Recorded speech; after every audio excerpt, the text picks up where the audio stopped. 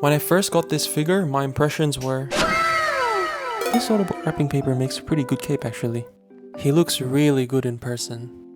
He's got a nice stance and a very cartoony design, with the exaggerated shoulders and exaggerated legs.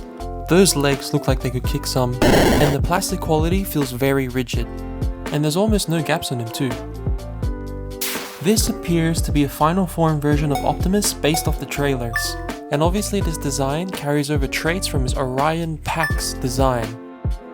One thing I would note is that the grey plastic is a bit yellowish in colour.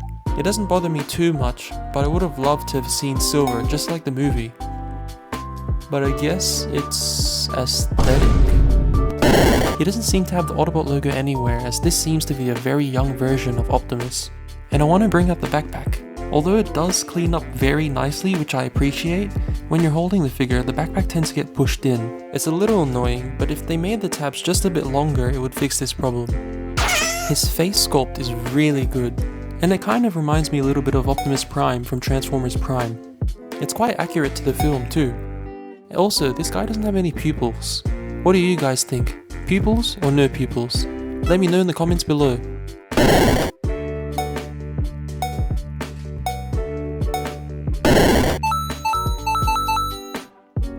He comes with this Energon axe, and the clear plastic is made of good quality.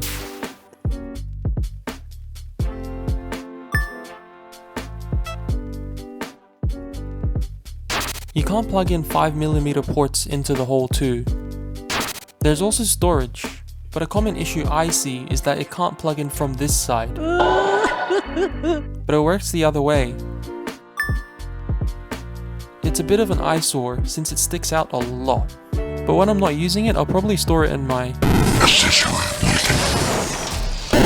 And he also has this dual barrel blaster.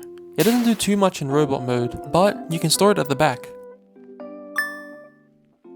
And the way that they've designed it here is that because the tabs are too small, it has a tendency to pop off.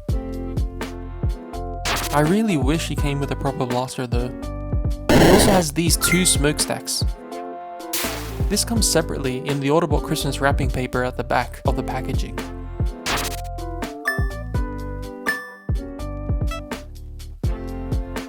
In the second trailer, he uses these as flamethrowers. Unfortunately, you can't recreate the pose as the pipes can't swing quite forward, but you can still spin them from the port. And it wouldn't be Optimus Prime if he didn't come with the Matrix of Leadership. It's got some really nice detail. I'm really loving this diamond pattern. And it's painted clear plastic too, and I think it works. This is also in the Autobot wrapping paper. And he has these slots so you can make him hold the Matrix. I'm not sure if it's just my copy, but the Matrix is a little tricky to put in. You can store the Matrix in his chest too.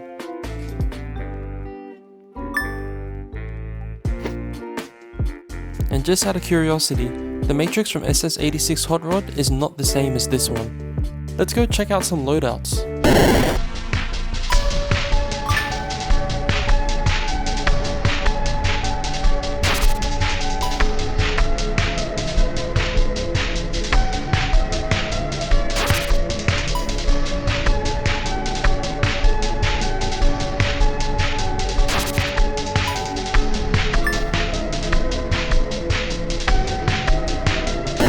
Now for articulation, he has a ball jointed head, and it has really good range looking up. He's also got butterfly shoulders, but the shoulders are a little bit restricted by the backpack, and his arms can move about this much. His shoulder design is also similar to SS86 Hot Rod. And his arms can do a full 360, but the grey bit gets in the way. His arm can also do a 90-degree bend, and he's got bicep swivel and wrist rotation. And he's got waist swivel, and he's got ball jointed hips which can kick up pretty high, and can kick back about this far. This skirt piece also moves a little bit weird, it moves up altogether. Instead of making it split similar to Siege Soundwave, he's more like SS86 Ironhide. I hear it's easy to pop off, but I seem to have won the QC lottery here, but if it annoys you, you can take it off. His legs can also kick out about this far, he's got rotation in the knee and can bend past 90. He's also got toe articulation, and also has good range for ankle pivot.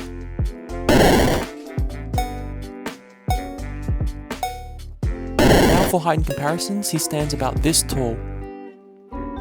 Now comparing the Studio Series version to the main line, the Studio Series version has better articulation and is taller. The main line has better colors and is cheaper. But even then, both versions are still cool.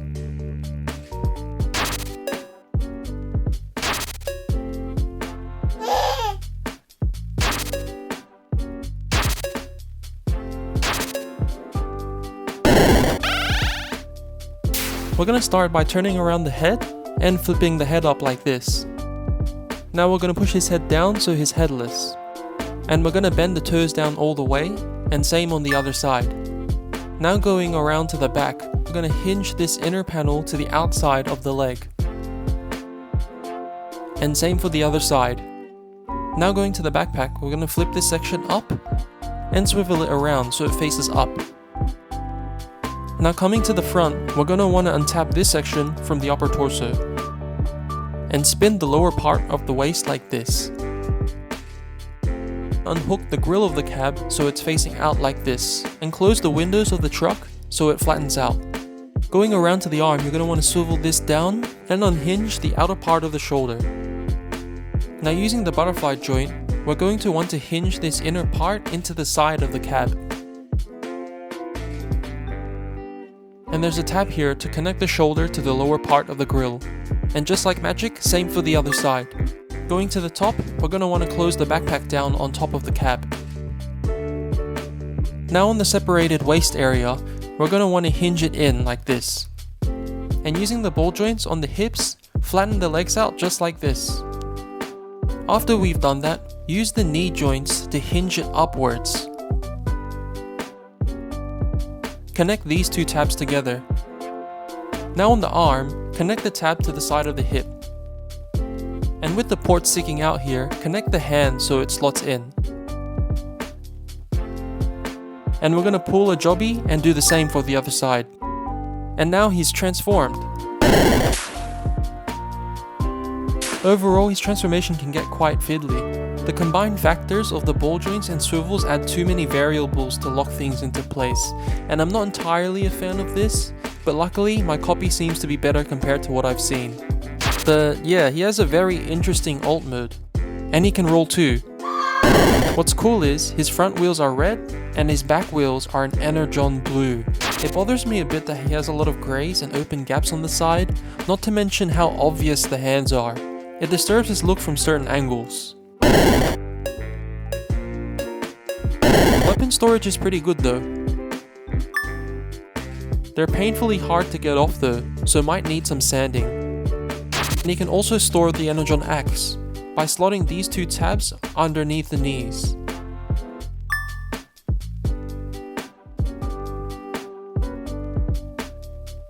And the smokestacks clean up well on the figure. You can flip it forward for attack mode and flip it back for speed mode. Personally, I like speed mode better, as the guns at the front are already an attack mode feature, so having both is a win. And as Emgo says, he's unfortunately not Blush compatible. And now for comparisons, there's not many images of the vehicle mode as of this recording, but based on what we have, it's close to accurate.